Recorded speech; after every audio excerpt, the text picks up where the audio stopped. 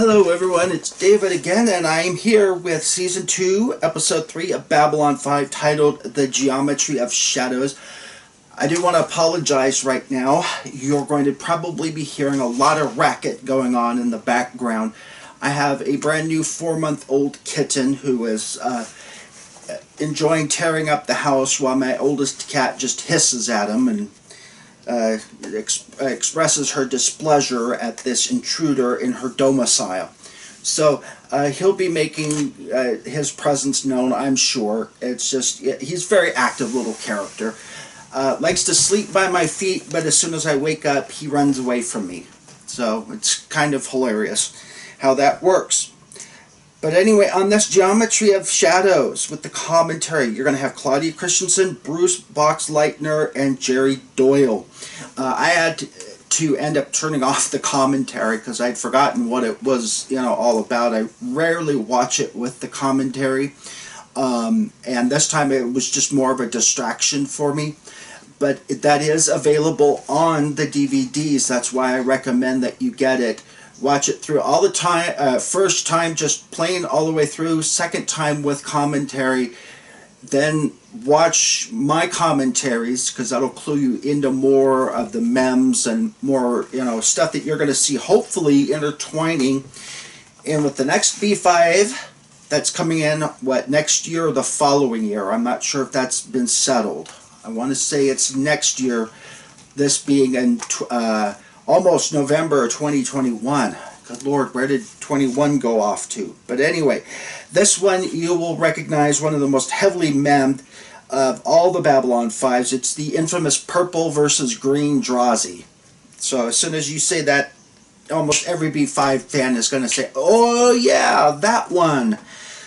So we start off with a med scan of Michael Garibaldi after being shot in the back, and Dr. Franklin's poking and prodding, and Garibaldi isn't sure if he wants to come back to work or not. He's been medically cleared as long as he, quote, takes it easy, which I can tell you, having been a nurse, that's almost impossible for most people to follow. When I was on light duty, they just set me up in the parking lot to count cars going by. So, but anyway, he's being set up just as long as he takes it easy. We zip on over, and a new character, Lord Refa.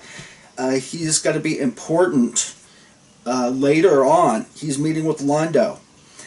He wants to know how Londo took care of Quadrant 37, and Londo is keeping his secrets to himself. So, he says even the Nards don't suspect it was Londo. Nobody suspects that it was Londo who managed to gather together a strike force in secret that took care of the Narn problem in Quadrant 37. And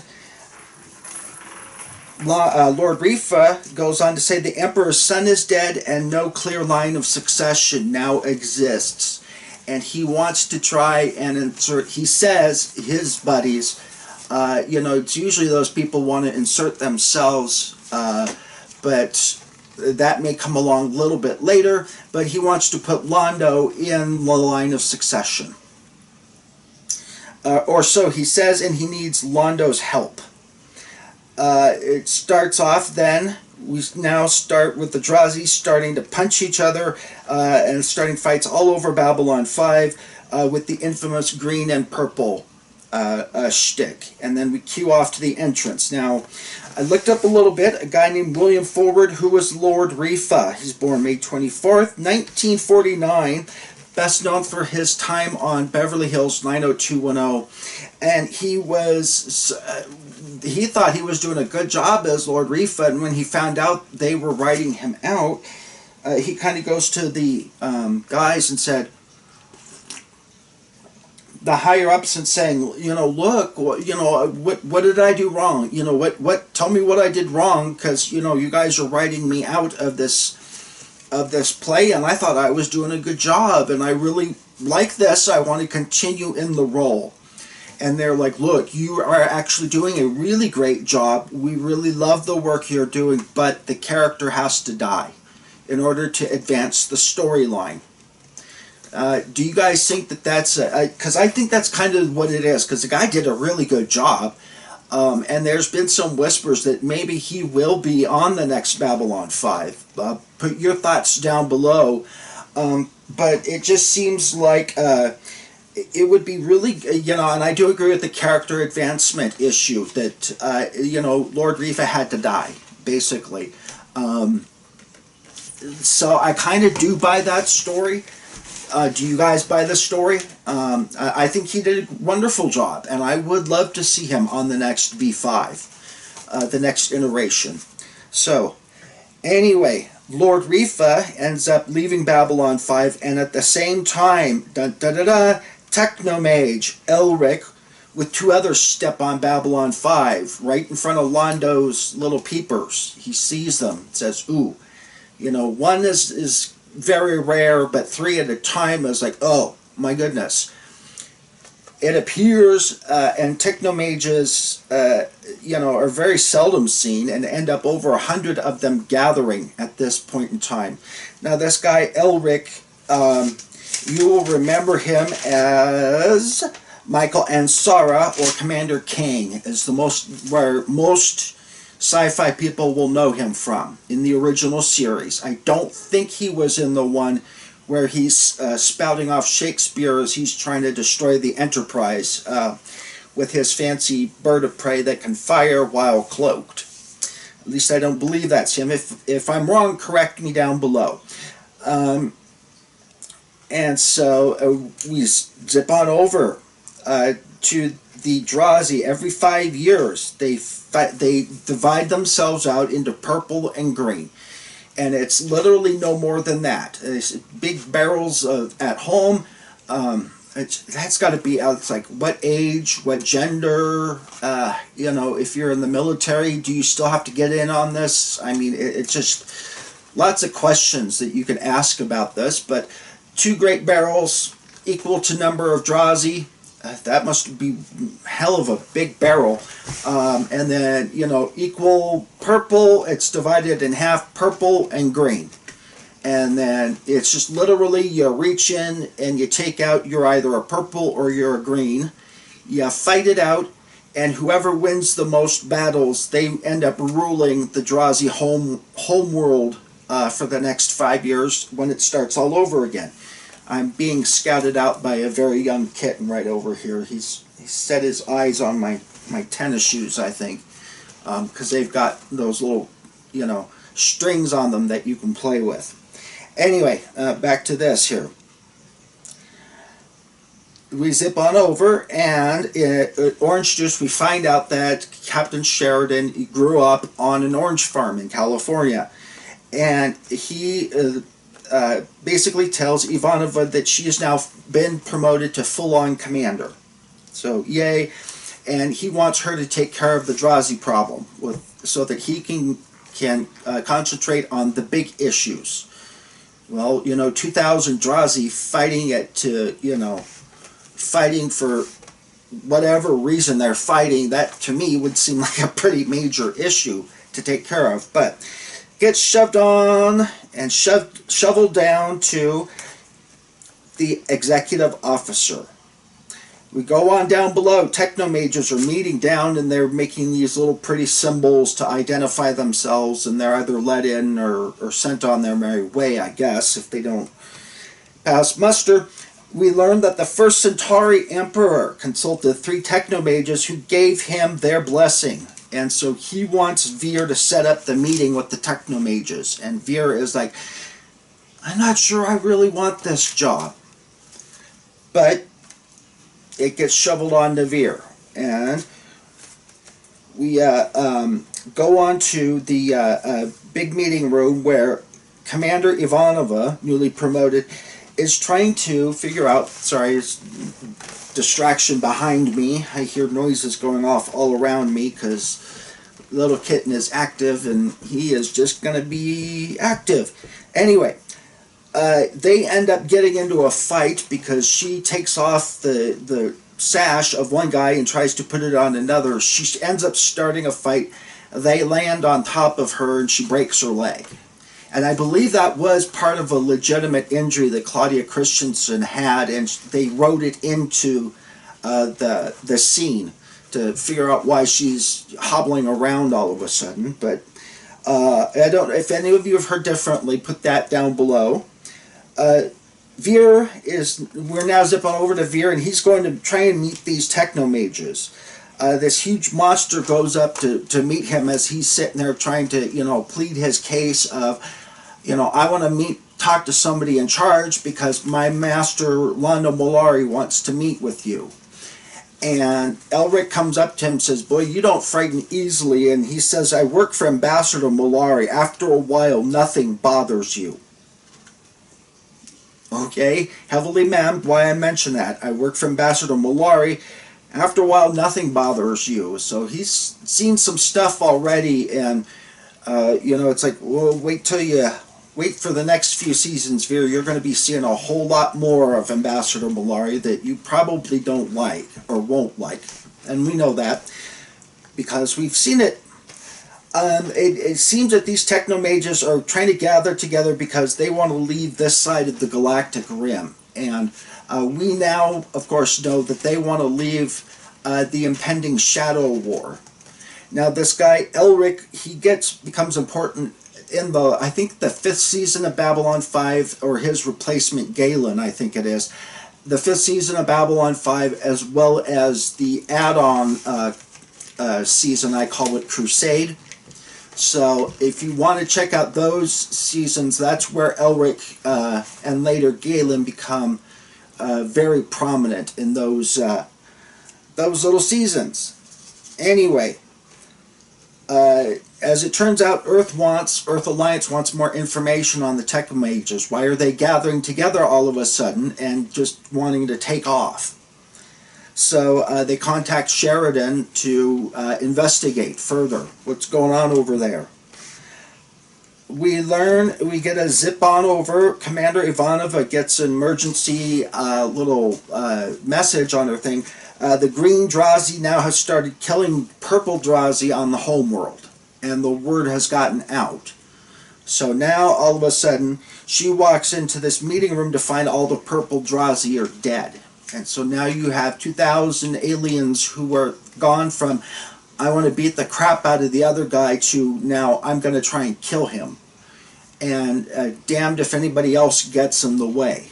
And I'm sure you can imagine what kind of nightmare that would involve. Let's see here. We go into another scene where Londo is trying to help mediate between the Techno Mages and John Sheridan. Go, kitty, go. He just ran off there all of a sudden. But anyway, and Londo at first tries to be helpful, but of course with Londo nothing is as what it seems, and we find out that Londo has in fact been trying to bug the room. And so he kind of gets chased off in a hurry. Sheridan and Elric end up talking into the Zocalo, and they get into a little thing about magic versus technology. And I'll let you guys refresh your memories on what that was about. But, it's like if someone from, say, 200 years ago was zipped forward to modern United States, like if one of the, quote, founding fathers from 1776 were to come here, what would he or she think about what's happened in the last 250, 300 years? I mean, what does that sound? Well, that's an airplane. What the hell's an airplane? What's that other sound? It's a helicopter. What the hell is that? They would have, what would their point of reference be? Well, maybe they could only, they zip on forward to 2021 America, and then they zip on back. How would they explain that to people? There are these magic beasts that can fly in the sky and carry 500 people at one time to any point on planet Earth. Well, it might just come out, hey, it's magic. That's it seems to be the go-to argument when you can't explain something. Well, it's magic. Just trust me, it's for your own benefit. So, It turns out, of course, that Elric and his Techno Majors want to go beyond the rim and not have their magic used for evil purposes.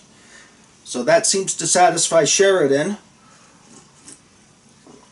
And we zip on over. Ivanova goes to meet with the Green Drazi leader, and he has a plan to kill all the purple Drazi. And he wants to basically use Ivanova to lure the purple Drazi into one area and then basically flush them out into space. And he says, look, it'll cure your problem. All the purple Drazi will die at once. We get our victory, and there's no more fighting. And of course, Ivanova is horrified at this, but she has her communicator stolen when she tries to contact everybody else. And so they use her communicator to try and set up the purple Drazi to all be flushed out into space. And it goes into an argument. And she says, I'm stuck with a species that only speaks in macros. When the guy says, green must fight purple, purple must fight green. There's no other way. You know, they've been conditioned for thousands of years now that every 5 years they have to fight the other half. You know, it's one Drazi becomes two, and two fight until they become one. So, kind of interesting how that settles out. You know, I was told many eons ago in history class that 90% of all the wars on Earth are caused or fought at least in the name of a god or a deity. And there's no other way. You got to fight the non-believing heathens, you know, and to bring them around to our way of thinking. So, or do I have that way oversimplified? So, it'd be interesting. Comment down below. We zip on over. Veer walks in to find Londo's quarters been infected with computer viruses, and all of a sudden, zip zip. He says, I now own 200,000 shares in a spoo ranch. That's heavily memmed, why I mention it. 200,000 shares in a spoo. I thought spoo was a plate dish that you ate. But now he's saying a spoo ranch. So what exactly is a spoo ranch? If anyone has any ideas on that one, put it below. And it's playing Narn opera overhead. And so, of course, Londo and Veer are just plugging their ears, like, what the hell? And all of a sudden the computer says, beep, beep, beep. Congratulations, you now own 500,000 shares of Fireflies Incorporated. Now, if anyone has ever figured out what Fireflies Incorporated is, please put that down below, because I don't know that matter has ever been settled in the chat rooms. We zip on over, and Ivanova, I believe, is talking about, with the Drazi, about when this is all going to be over. And it's a Drazi Cycle, which they thought was a Drazi week, which is 6 Earth days, and we find out, much to their chagrin, that it is in fact 1 Drazi year. And he says 1 Drazi year is equal to 1.2, or excuse me, 1 Earth year is 1.2 Drazi years. So, little tidbit for the Babylon 5 universe. And she talks about, why are you, you know, this is ridiculous, why are you doing this? And one guy says, you do the same for flag, for honor, is it any different? And she goes, yes, but at least the flags mean something. Do they really? I'd be interested to know, you know, down below. Now, I'm not trying to cheapen or you know, people who fight, like, for the American flag. I have an American flag on my front porch. If you were to look up Zillow, you would see it prominently displayed.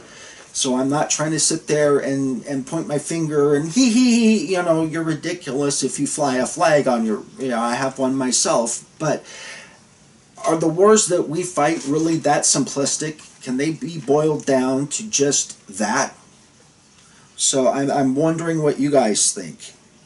Of course, I always think that you know, the most recent war that we fought was because somebody slammed a bunch of planes into a bunch of buildings and killed more than 3,000 people.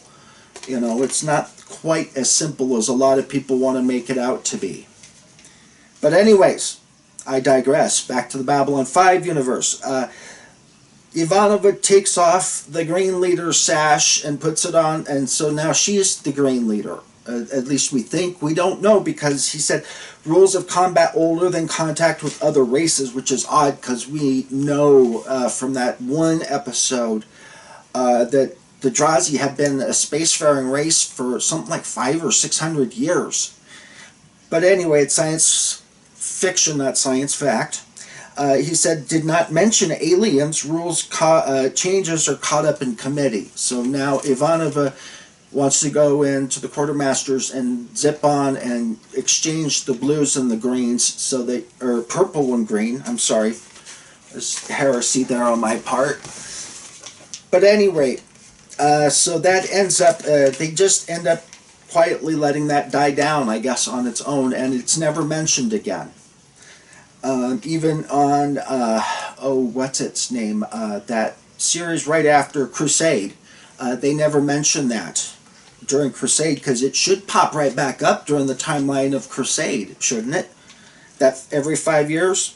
Londo goes to apologize to Elric, and heavily memmed, he leaves with 2 little creatures on his back, and much more chaos, I guess, when he gets back to his quarters. We zip on over. Michael Garibaldi returns to duty because he saved Ivanova, knowing how she operates. And you all, I'm sure, have seen that many times before, so I'm not going to rehash it. Londo goes off to see off Elric and see if his torment is over with. And Elric is like, yeah, your torment from me is over with. However, it's the internal torment that is going to follow you around for the rest of your life, because you, like most people, aren't ever going to change your ways. And this is going to become extremely important as the setup for the following seasons go. And as far as the character of Londo Mollari goes, you're going to see this played over and over again, where Elric tells him that he's touched by darkness, and he sees a great hand of Mollari reaching out from the stars